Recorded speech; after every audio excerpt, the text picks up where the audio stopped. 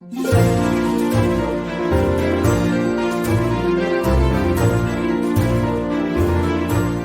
Canadian Tulip Festival proudly presents War Brides.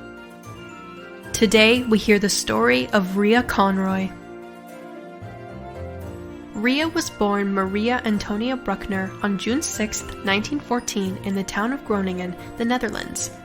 During the Second World War, Ria worked as a nurse and was able to give help and comfort to many of the casualties who passed through her ward.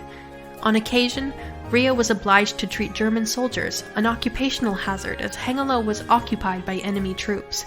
Like many war brides, Ria was an integral part of her country's war effort.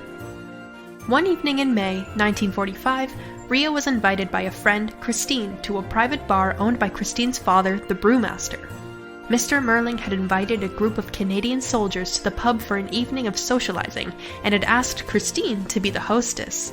Ria remembers to this day almost every detail of the pub's decor: blue delft tiles, copper and brass fittings, and a large pit in the floor with a built-in fireplace. Ria had no idea that night would change her life forever. Being an attractive woman, Ria had no trouble finding dance partners. However, with her very basic English, social repartee was not easy.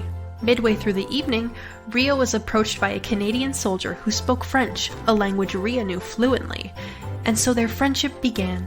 Actually, for Bob, it was love at first sight, and he proposed after just 4 days. 2 months later, on July 23, 1945, they were married, giving Ria the distraction of being the first war bride in Hengelo. When Bob and Ria left City Hall, there was a crowd of townspeople waiting for them. Bob, thinking it was some kind of demonstration, left his bride of 2 minutes to go back and find out what was going on. The officials from City Hall told him the people of Hengelo were there to show their support and to celebrate Ria's marriage to one of the Canadian soldiers who had helped to liberate their town from the Germans. Their daughter, Edith Sandra, was born 13 months later on August 29, 1946. Ria, Bob, and baby Sandy arrived at Pier 21 on October 10, 1946, aboard the Cunard ship the Aquitania.